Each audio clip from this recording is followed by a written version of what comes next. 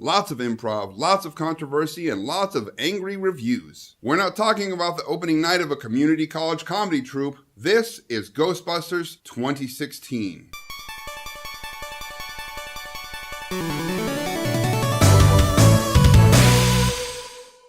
So Ghostbusters 2016 is a sci-fi comedy directed by Paul Feig. This is the guy behind Heat, Bridesmaids, and I Am David. He also did a bunch of episodes of The Office, Parks and Rec, and Arrested Development. So he's got a ton of comedy street cred. The screenplay was written by Paul Feig and Katie Dippold. Katie Dippold wrote the Amy Schumer comedy Snatched and Melissa McCarthy's The Heat. The DP is the great Robert Yeoman, who did all of Wes Anderson's movies, Whip It, and a whole lot more. The film was edited by Melissa Bretherton and Brent White. This is the editing team that cut basically every Judd Apatow movie and every Adam McKay movie. Everyone who was behind the scenes, behind the camera, had amazing comedy cred, had amazing skill. In front of the camera, you have a ton of great comedic actors. Kristen Wiig, Melissa McCarthy, Kate McKinnon, Leslie Jones, and Chris Hemsworth. Not to mention all the other great comedic actors who are in the movie as well. So basically every person in front of the camera and every person behind the camera in this film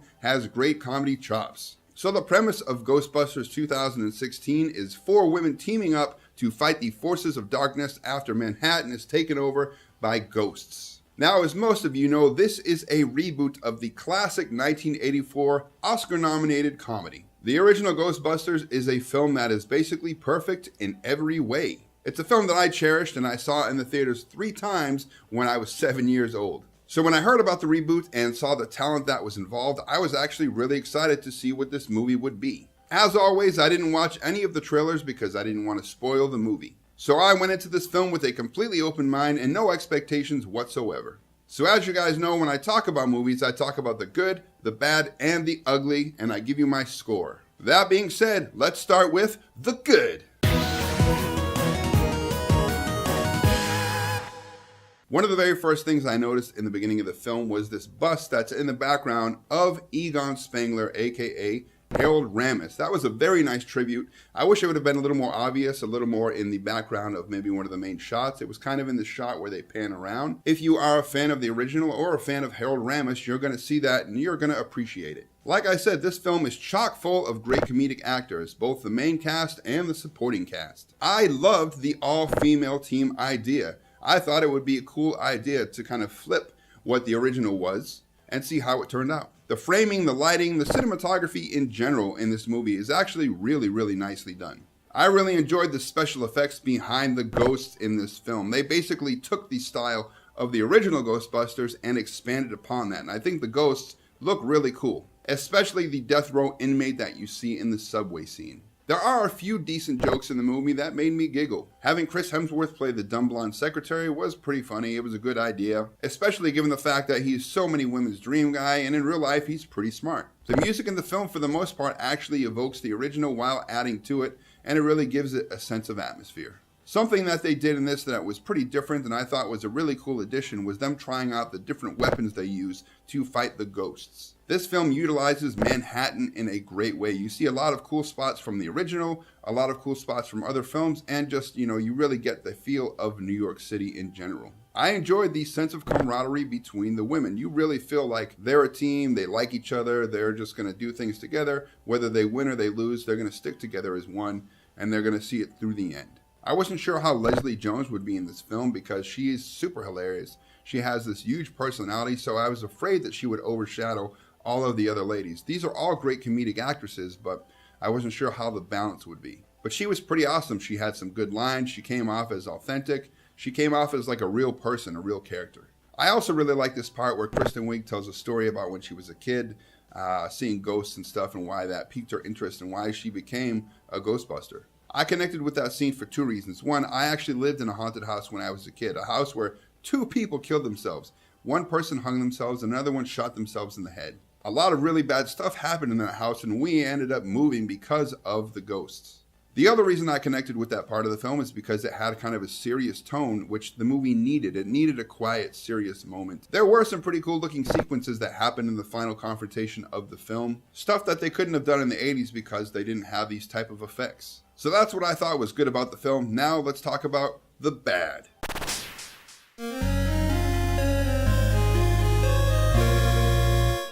the original, they play the intro really scary, really spooky, and they don't show anything. They just give you little hints, and you see stuff, but you don't ever see the ghost. And in this one, it's a little too long. It's way too obvious. They treat the audience kind of dumb. They give away too much at the start of the film. And honestly, that kind of sets the tone for the whole movie. During the introduction and different parts of the movie, they'll say a joke, and there'll be kind of an awkward pause, like they're giving the audience a chance to laugh. And I noticed when this happened most of the time, it was at a part that really wasn't that funny. So it made that joke even more awkward than it already was. Especially a lot of the jokes about like political correctness, like P.T. Barnum torturing elephants and stuff. Sure, he did, and it wasn't right, but the way they did the joke was just a little hammy, but not in a funny ha-ha hammy way. And that's the thing in this movie. There are tons and tons of jokes that just kind of fall flat. And the few jokes that do work aren't really given time to breathe.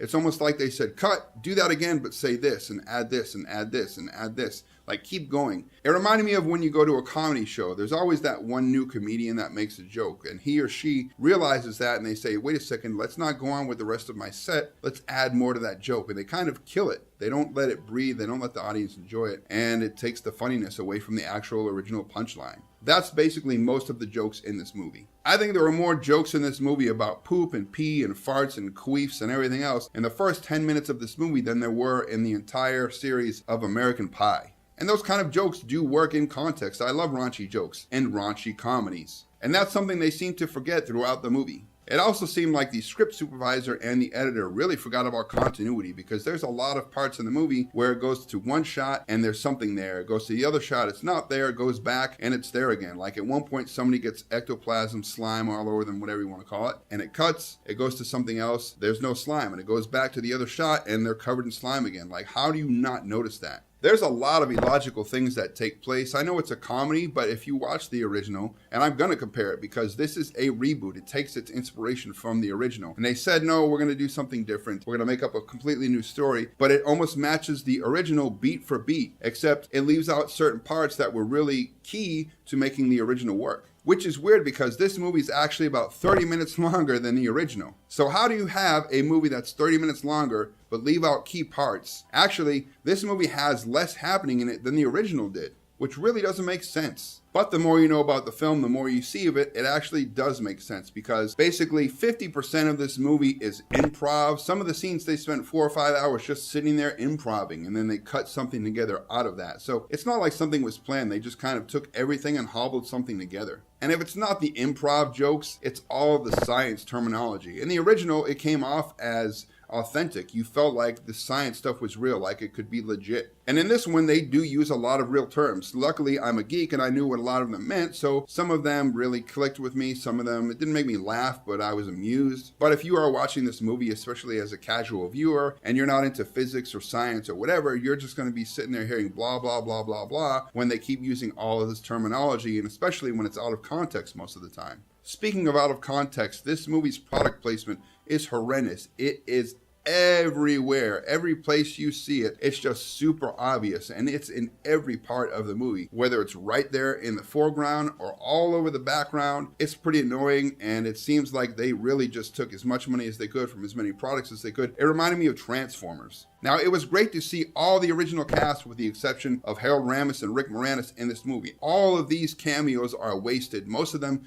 go against the actor's personality or against their character in the original. It's not supposed to be the same person, but it's really weird, and every cameo in this film is completely wasted. And while the orchestral score really evoked the original and added to this fun, feel of the movie, there's this part of the movie that's a big deal, and it's when they get their first real mission and they have to go out and fight the ghosts. And they use a rap remake of Ray Parker Jr.'s original song. And it sucks. It's straight garbage, and it's so distracting in the movie. It's horrible. It is such I don't know why they included it. It kind of went against the tone of what the movie had been so far. And that's the thing. This movie's tonal shifts are all over the place. It doesn't know what it wants to be. The original had this consistent feel of seriousness while being funny, but it was very deadpan. It was very sarcastic, very dry, but you laugh out loud so many times in that movie. In this movie, like I said, I laughed out loud 2 times, but not like, big laughs, like, and that was it. And again, that goes to the tone. That goes to the delivery. There's no dry wit. There's no sarcasm here. This one's humor is just a lot of incoherent blather. It's just meandering, streams of diarrhea out the mouth. And that big moment I was talking about earlier, which is so great in the original when they go to the hotel. In this one, it takes place at a concert, and it's so on the nose and obvious. It's so lame. It's so poorly executed. It really kind of sucks. And even though the Chris Hemsworth being a blonde bimbo was kind of a funny idea, the execution was not done very well at all. If this movie had had a tighter script, it would have been a lot funnier. Chris Hemsworth's character would have been a lot funnier. And something that kind of annoys me about Chris Hemsworth's character is the original Ghostbusters wasn't this like woman bashing thing. Every woman in that movie was actually pretty strong, pretty smart. Even the secretary in the original movie, played by Annie Potts, she didn't get treated like a bimbo. She was actually really smart. She was sharp, she was funny, she was sarcastic, she added to the film. Sigourney Weaver's character in the original, she was really smart, she was in the symphony, she was no joke, she was really cool. So why is every man in this movie basically a idiot or an asshole? The villain in this movie is so weak. It's just some geeky guy who got picked on. There's no real motivation other than he wants to get back at people. In the original, the villain was Gozer, and then you had the gatekeeper and the keymaster. All three of those characters were really cool, really scary, and you felt them menacing,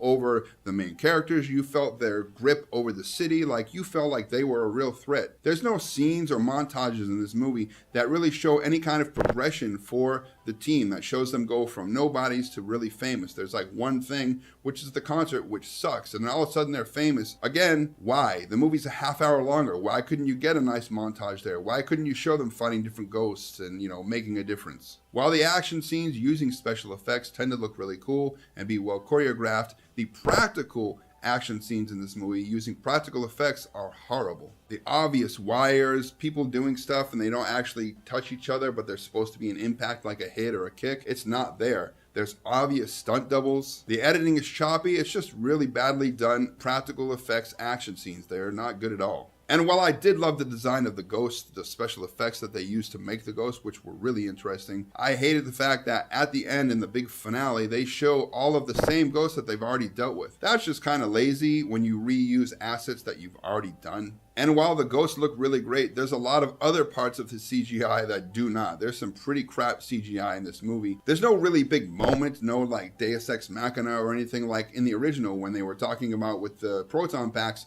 don't cross the streams because it can cause big issues and be really dangerous. They don't do anything like that in this movie. There's no stakes at all in this movie. You never feel any threats because, again, the villain is weak. You don't feel like they're a menace at all. The women don't show like they're scared or they're in danger. They always just play it up. They have these dumb smirks on their face the whole time. With the exception of Leslie Jones, she acts scared and it comes off as genuine. And while I didn't watch the trailers before I watched the movie, I did watch one of the trailers after just to see what they were like because I heard a lot of people talking smack about the trailer and how it really messed up what people thought the movie would be and it hurt the sales of the film and everything else. And I could definitely see that because the trailers were not good. But the first trailer, at least the first part of it, it kind of builds up tension. It has a cool premise, which is showing that 30 years ago, the Ghostbusters fought evil and now a new team is going to take up the reins. Why even bring that up? Because they never bring it up during the movie. In this movie, the original never happened. The original characters don't exist. The final ghost that they fight is the Ghostbusters logo. So they're even shooting the spirit of the original film. You're basically saying, F this movie and F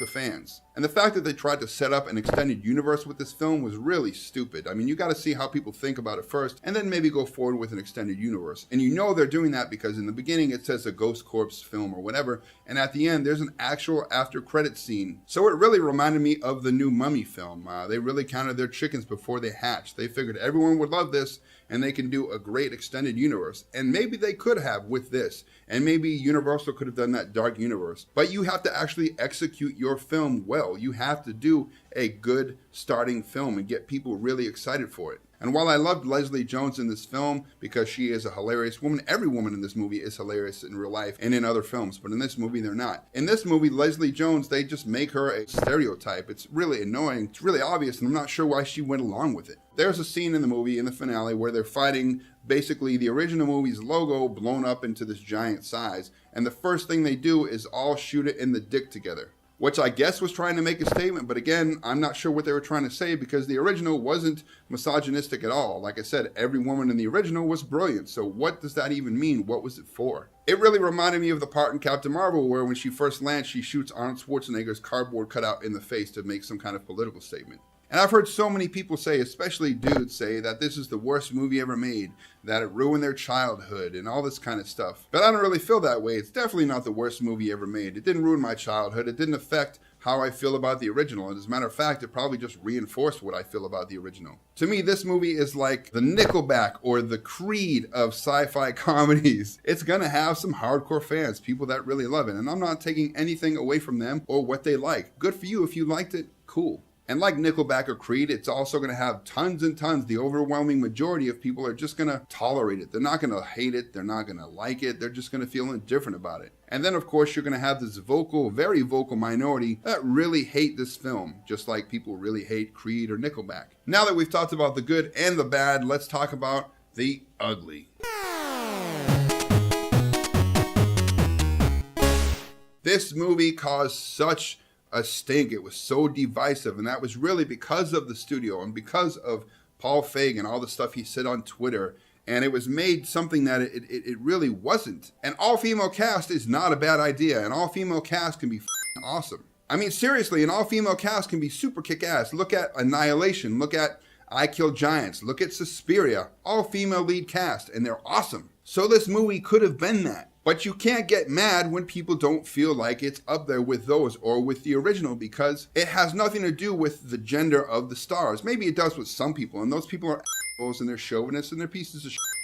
Those guys. But for people like me, it's nothing to do with the gender. It's not funny. The thing is, right, improv comedy is fantastic for like an Apatow movie or a McKay movie or even another Paul Feig movie. But improv comedy is not funny for a sci-fi comedy that is supposed to be precise and tell a good story like the original did. This isn't a romantic comedy, so don't act like it was, and that's what killed it. A lot of people hated this movie because of bad comedic timing, because it shit on the spirit of the original, because it never let a scene breathe, it never lets a gag breathe, it never lets you enjoy one of the funny moments. One thing I have to really say is I appreciate the hard work that the crew did on this film. You can tell that the crew, the people behind the camera, the people organizing things, the people building things, designing things, you know, they really worked hard. The aesthetics of this movie, the production value of this movie is way up there. It's great. The crew should be applauded. They did fantastic work. I sincerely salute you. I myself, honestly, I do not hate this movie like so many people did, like so many critics did, like so many fans did. I don't love it either. It's just kind of there.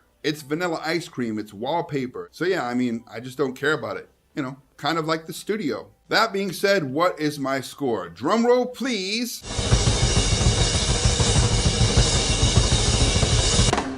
4 out of 10.